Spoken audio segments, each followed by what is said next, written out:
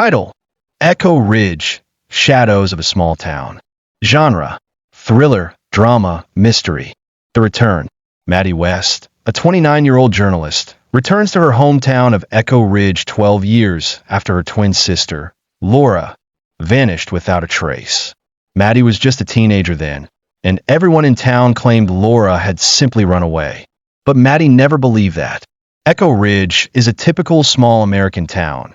White houses with porches, cobblestone streets, a high school football field that fills up every Friday night.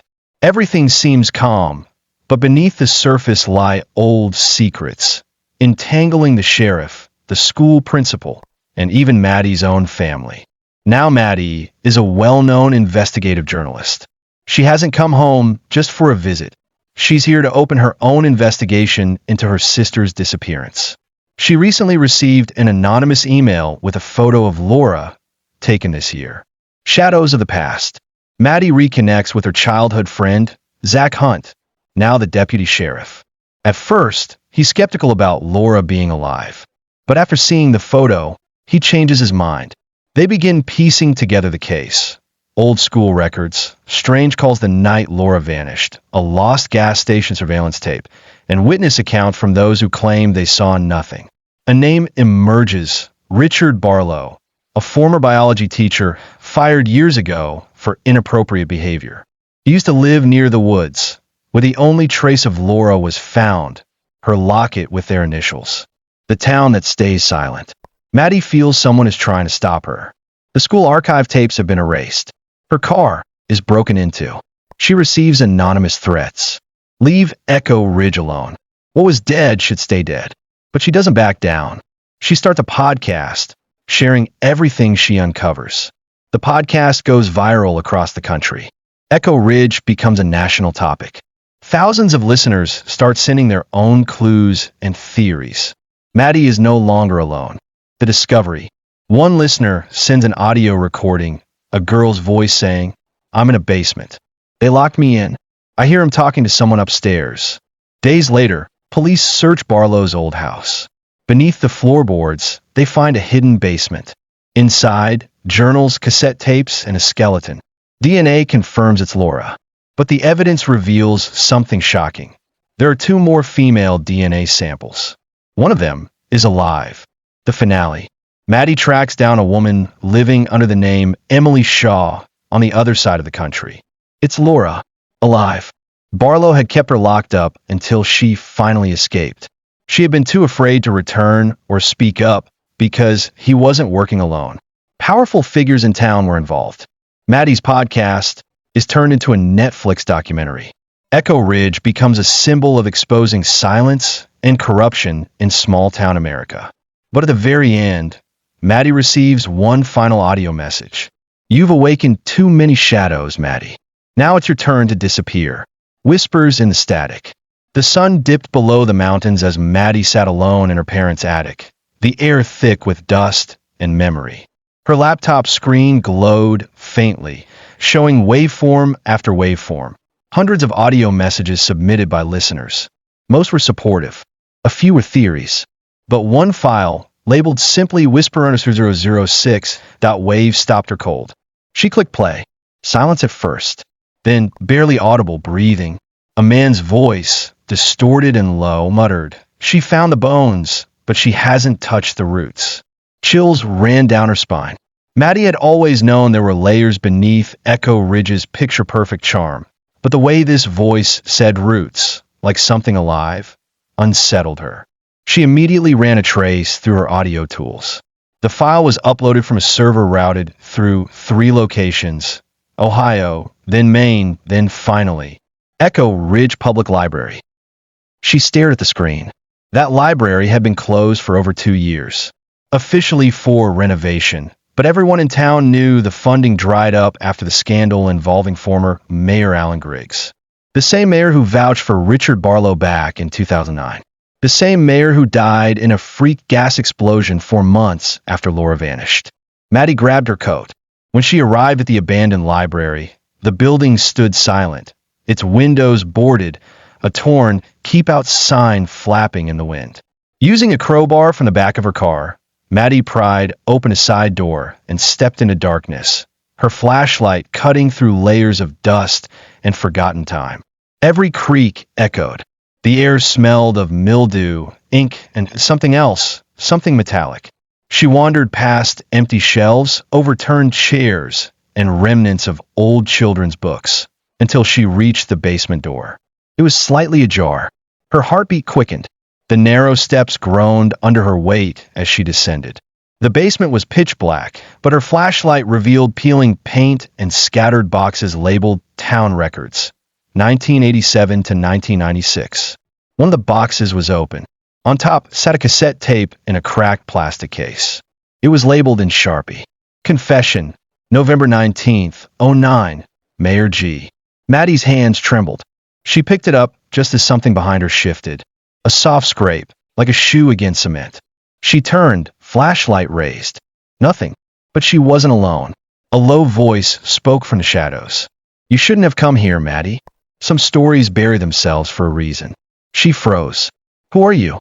The figure stepped forward, slowly, revealing a familiar face. Wrinkled, graying, but unmistakable. Principal Howard Mace. Her old high school principal. Retired years ago. Claimed to have early onset dementia. Everyone pitied him. But Maddie remembered something else. How he had spoken at Laura's memorial with dry eyes, never once mentioning her name. You know what happened to my sister, Maddie whispered. I know what we were told to forget, he answered grimly. And I know who's still pulling strings.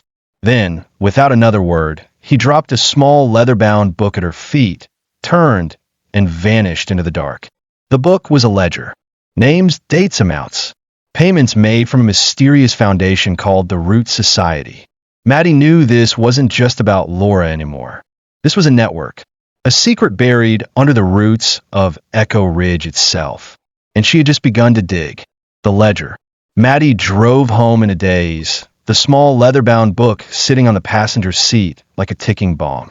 Her fingers ached from gripping the steering wheel too tightly. The name, the Root Society, echoed in her head over and over again. She had never heard of it before tonight. It wasn't listed anywhere online. No trace of it in public records. But the ledger told a different story. Each page was filled with meticulous handwriting, columns of names, addresses, and dollar amounts. There were local names she recognized. Sheriff Donnelly, $3,000. Security, November 12, 2009.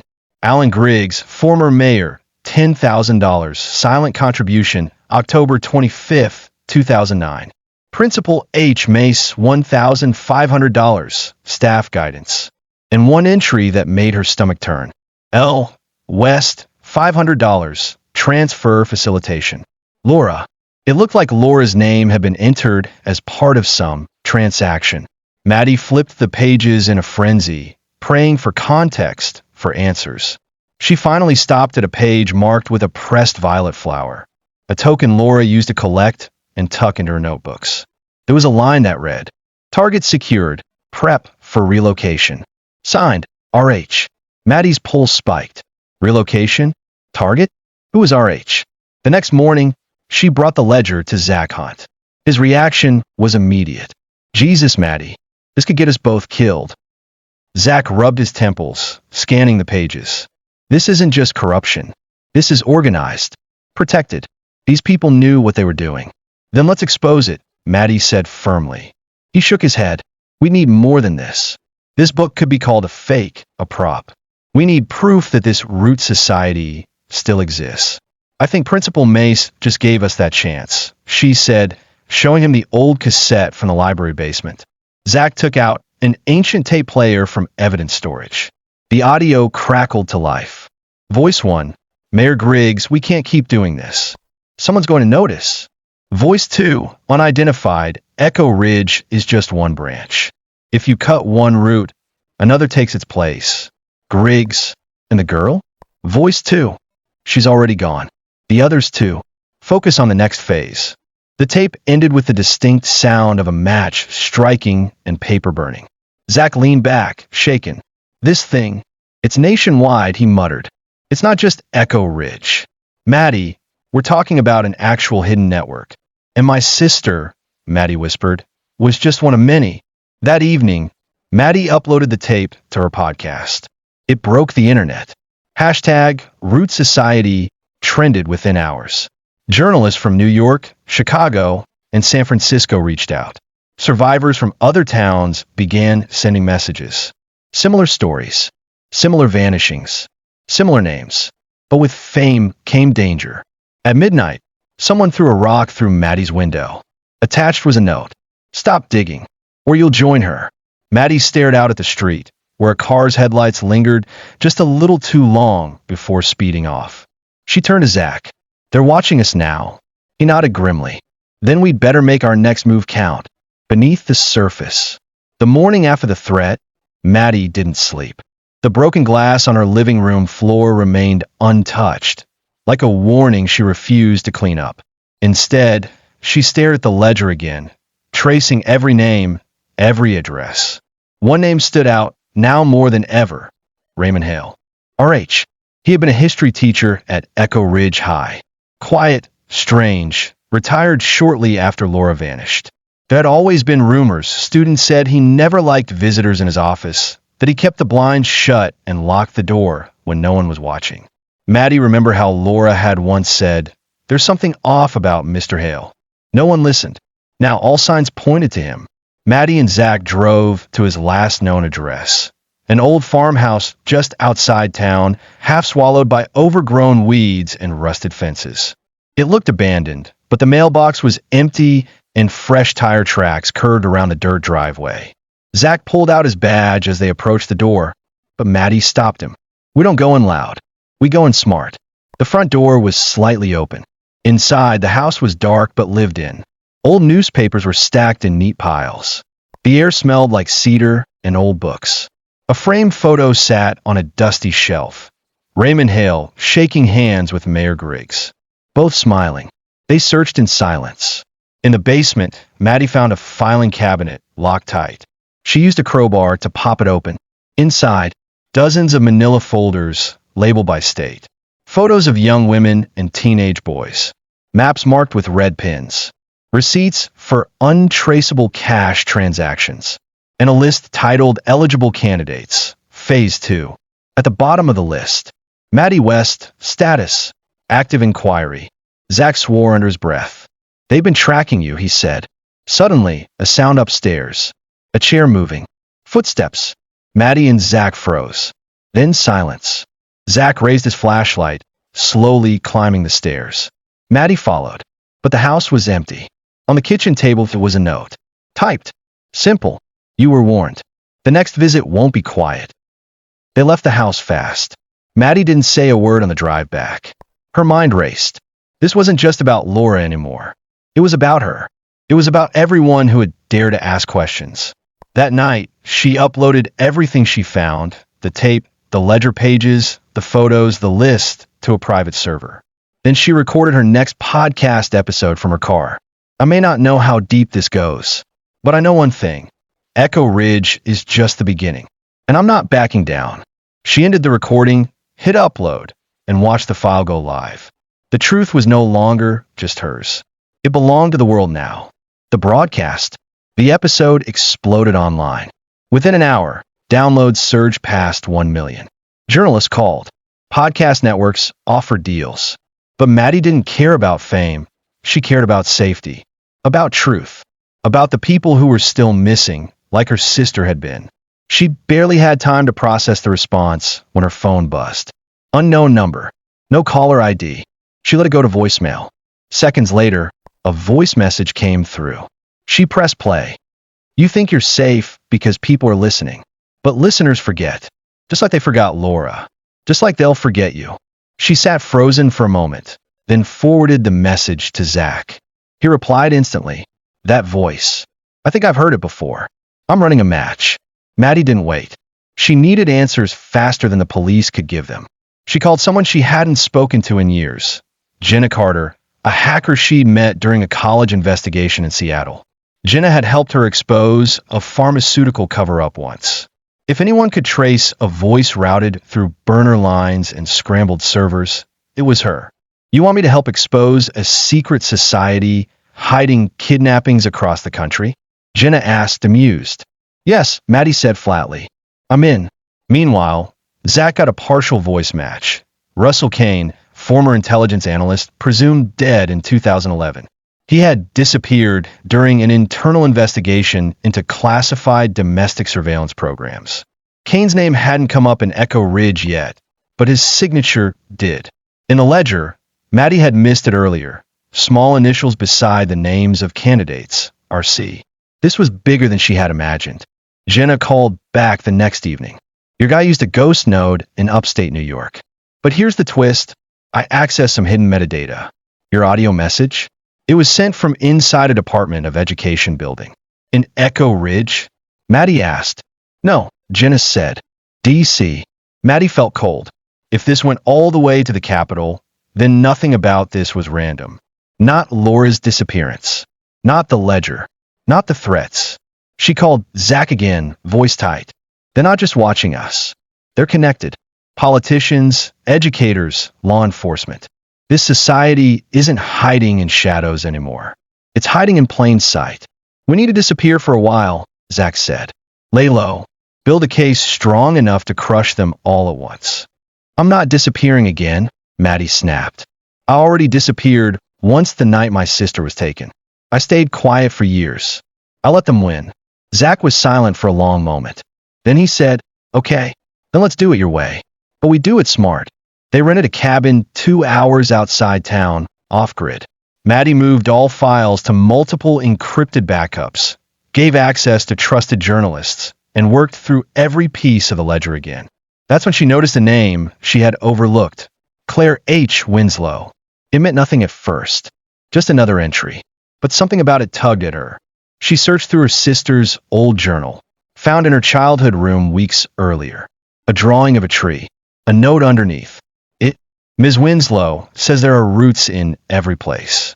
Even if we don't see the M, Winslow wasn't just a donor. She had been Laura's teacher, and possibly the one person who tried to help her before everything went dark. Maddie closed the journal slowly, heart racing. She had a new lead, the teacher's secret. The next morning, clouds hung low over the mountains near the cabin. Maddie packed her notes into a leather satchel and poured herself a quick cup of black coffee. Claire H. Winslow. Why hadn't she made the connection sooner? The name was faint in her memory, but now it stood out like a signal flare. Zach checked the car while Maddie made calls. No one in the Echo Ridge school system had seen or heard from Claire Winslow in years. The last employment record showed she resigned in 2010, citing medical reasons. She was only 42 then. Early retirement didn't make sense. Jenna, digging through databases in real time, sent a ping. Found her. Living in a rural area outside Albany, New York. New name, Claire Hall. Keeps to herself. No social media. Registered property under a trust. You want the exact location? Maddie replied instantly. Yes. We're going now. The drive took most of the day. They passed through the rusted bones of forgotten towns and long stretches of pine forest. The GPS finally led them to a small gray house on a hill, surrounded by wildflowers and a single maple tree that seemed older than time. Maddie and Zach stepped out of the car carefully. No signs of surveillance, no other vehicles nearby. She knocked. No answer. She knocked again, firm, deliberate. Finally, the door creaked open, revealing an older woman with silver hair and wary eyes. I know who you are, she said softly, before Maddie could even speak. You look like your sister. Maddie's breath caught in her throat. Then you know why I'm here. Claire nodded and stepped aside. Come in. But we don't have much time. The inside of the house was sparse but neat. Old books lined the shelves. A dusty typewriter sat on a writing desk, and faded newspaper clippings were pinned on a corkboard behind it. Claire poured tea and sat across from them. I tried to warn her, she said quietly. Laura, I knew something was happening in that school. In this town, I heard whispers in staff meetings. I saw the way they treated certain students. But when I asked questions, I was told to stay in my lane. She paused, then added, and then they came for me too. Who? Zach asked. The Root Society. They don't call themselves that in person, of course. They operate like a network of watchful eyes. Teachers, counselors, law enforcement. They find candidates, children they deem expendable, usually poor, quiet, gifted, and then they vanish. Maddie leaned forward. Why did they let you go? I kept a ledger, Claire said. Like yours. But more than money, I recorded conversations, names, patterns. I sent everything to a friend in the media. The day after I mailed the package, my car was rammed off the road. She turned and pulled a small tin box from under a floorboard. Inside were cassette tapes, old USBs, and dozens of index cards with handwritten notes. She slid the box across the table to Maddie. I lost everything trying to stop them, but if you're willing to finish what I started, you can bring them down. Suddenly, a sound outside, a crunch of gravel. Claire's face turned pale. They found me, she whispered. Zach moved to the window. A black SUV was parked at the bottom of the hill. Two figures stood by it, one with binoculars.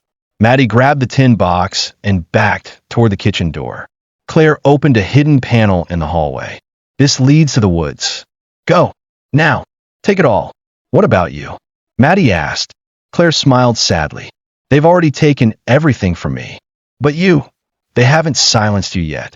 Maddie and Zach fled through the woods, branches tearing at their clothes, the tin box clutched tightly in her arms. Behind them, they heard the sound of the SUV engine revving and tires spinning. They didn't stop until they reached the road. The truth was growing too big to kill now. But Maddie knew something even bigger. They weren't hunting her alone anymore. They were hunting everyone who listened. The listeners. Maddie and Zach checked into a roadside motel 50 miles away, using false names and paying in cash. The tin box sat in the center of the room's small wooden table, its contents spread out like pieces of a shattered world. Cassette tapes, flash drives, faded index cards with codes, aliases, and cross-reference dates. Zach double-locked the door and drew the curtains shut. Maddie didn't sleep. She played the first cassette, labeled Counselor Room, ERHS, September 22nd, 2009. The audio crackled with static. Then, male voice, the child isn't stable. If she talks, female voice, she won't. She's too scared. We've ensured that. Male voice, still. Take her out of class tomorrow. Prep begins Friday. Day. The voices weren't identified, but Maddie recognized the setting, Echo Ridge High School. ERHS had been written on the folder too. The female voice sounded eerily familiar. Possibly the old guidance counselor, Mrs. Keller? She wrote it down. They moved through the evidence, organizing and logging every piece. Jenna joined remotely from Seattle, helping trace the audio sources and decrypt older files. She uncovered references to Program V4R1, a government-funded experiment masked under an educational pilot initiative, targeting students with high IQs and low social visibility. The program was canceled after funding mysteriously disappeared in 2011. But Maddie's podcast listeners had already started connecting dots. Overnight, her inbox filled with messages. My brother disappeared from a school in Montana. No investigation. No closure. My cousin worked at an orphanage in Vermont. Kids vanished. She was threatened when she asked questions. I'm a teacher in Texas. I think I've seen the same signs in my district. I need to talk. And then the most chilly. Ing1. They came for me once. I survived. But I know what they do. I have proof. Meet me in Philadelphia. I'll explain every thing. The message ended with a name. Ren. No last name. No phone number. Just a location and time. Sunday. 3 p.m. The old train yard. South Philly. Come alone. Zach was against it. It could be a trap, he said. You're too exposed. You gone viral. They could be using that to find you. I know, Maddie said. But if this person knows what they're talking about, we need them. Jenna agreed, but warned her to wear a body cam and keep a backup team nearby. Maddie had contacts in Philadelphia, fellow journalists who owed her favors. She called them quietly. Sunday arrived cold and gray. The train yard was massive and abandoned, a forest of rusted rail cars and broken signals. Maddie waited under the crumbling remains of an old overpass, wind whipping around her. At 3:09 p.m., a shadow moved. A woman, late 40s, sharp eyes, wearing a dark hoodie, approached carefully. You came, she said. You're in? The woman nodded. I worked in data for one of their front companies. They called it an education lab, but it was a front for psychological mapping. Kids were tagged and ranked. Some were pulled for retraining. Others vanished. Why? Maddie asked. What were they trying to do? Control, Ren said. They were creating behavioral patterns. A model for influence. But some of us spoke up. We were silenced. Blacklisted. Or worse. Why are you telling me this? Because you made them afraid. That podcast. You reached ears they can't close. But they're regrouping. And you're running out of time. Ren handed Maddie a thick envelope. Here's everything I've got. Names. Locations. Data nodes. Burn it after reading. Trust no one. Then she turned and vanished into the mist of the rail cars. Back at the motel, Maddie opened the envelope. Inside was a list of locations. Warehouses, clinics, private schools. Some crossed out. Others circled in red. And one address was right back in Echo Ridge. The final circle read, Haven Ridge Camp. Underground access level 2. It was a place no one talked about anymore. A summer camp that closed a decade ago after a freak landslide. Maddie turned to Zach. I think I know where they kept her. Well, they kept all of them. Zach tightened his grip on the keys. Then let's go get some answers. Haven Ridge. The road to Haven Ridge twisted through miles of dense pine forest. The pavement cracked and swallowed in patches by creeping roots. The deeper they drove, the more the silence seemed to thicken. Birds stopped singing. Wind stopped rustling. Even the engine felt too loud. Zach pulled the car off the road near a rusted gate. A faded sign hung loosely by one chain. Haven Ridge Summer Camp. EST 1983. Closed for renovation. Maddie stepped out, the wind cold against her skin. The envelope Ren had given her was folded in her jacket pocket. She read the handwritten no. T again. Main lodge, storage tunnel behind furnace. Level 2 access is below the old storm shelter. Be careful. They don't. Forget. They hiked up the old gravel path, passing cabins whose wood had rotted and collapsed. Children's names were still carved into bunk doors. Laughter once echoed here. Now was only shadows. The main lodge stood mostly intact. Thick vines had crept across its walls, and the windows were shattered, but it hadn't fallen like the rest. The doors groaned open, revealing a dark, moldy interior. Flashlights flicked on. Inside, everything looked abandoned, but too clean. No graffiti. No wildlife. The dust was thin, disturbed recently. Zach muttered, someone's still using this place. Maddie led the way to the furnace room, just as the note described.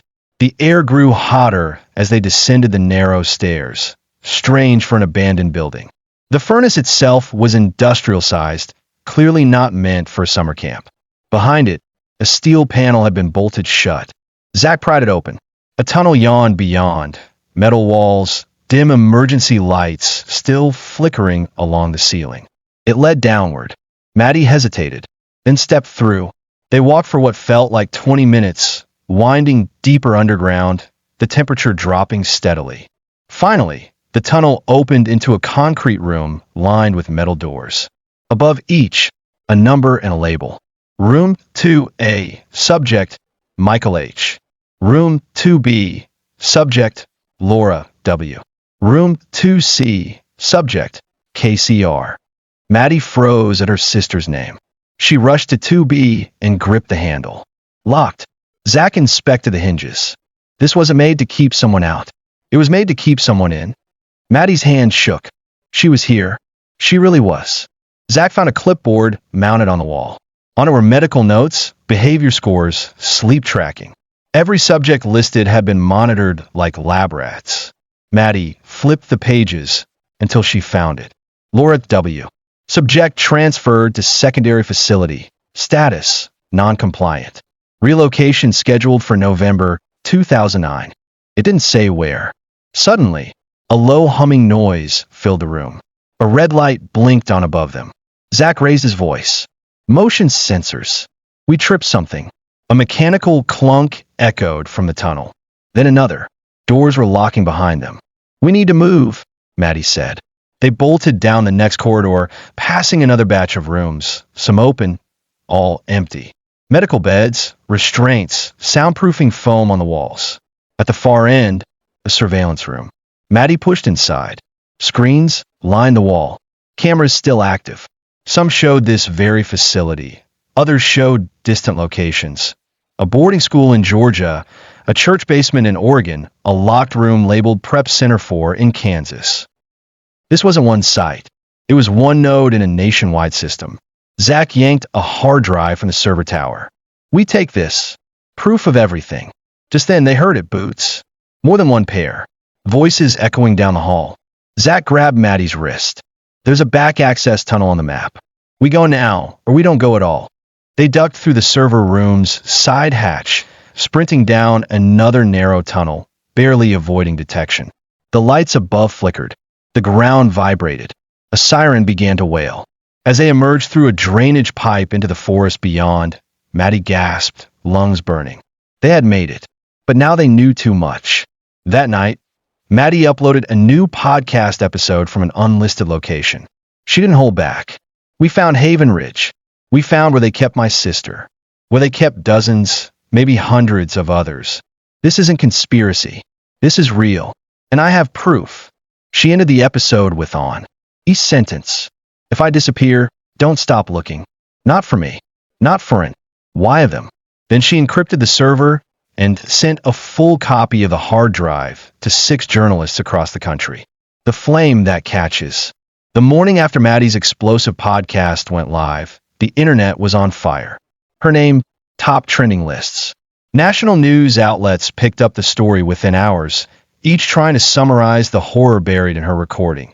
Secret underground rooms, child surveillance, government-linked programs, and proof of a network that had hidden for over 2 decades.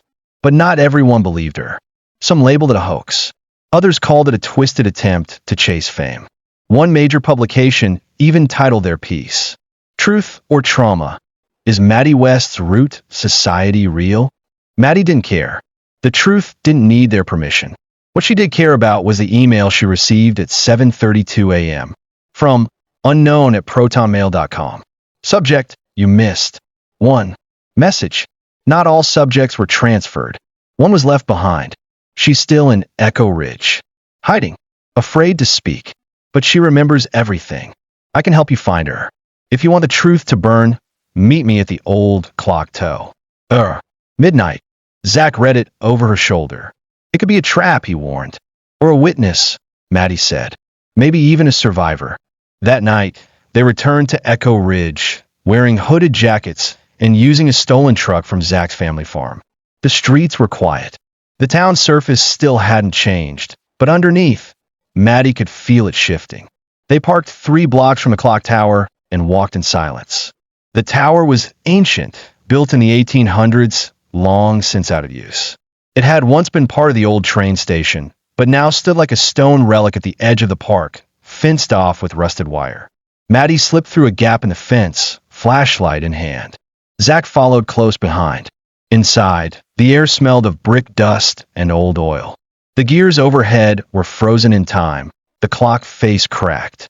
A narrow staircase wound to the top. But at the base of the stairs, someone was waiting. A girl, no, a woman, stood in the shadows. Barely older than Maddie. Skinny. Pale. Eyes sunken, but sharp. Her voice was a whisper. You don't know me, but I knew Laura. I was in the room next to hers. Maddie stepped forward slowly. What's your name? Allison. I escaped before the relocation. I've been hiding ever since. I heard your voice online. I knew someone was finally listening. She pulled out a small flash drive from her pocket.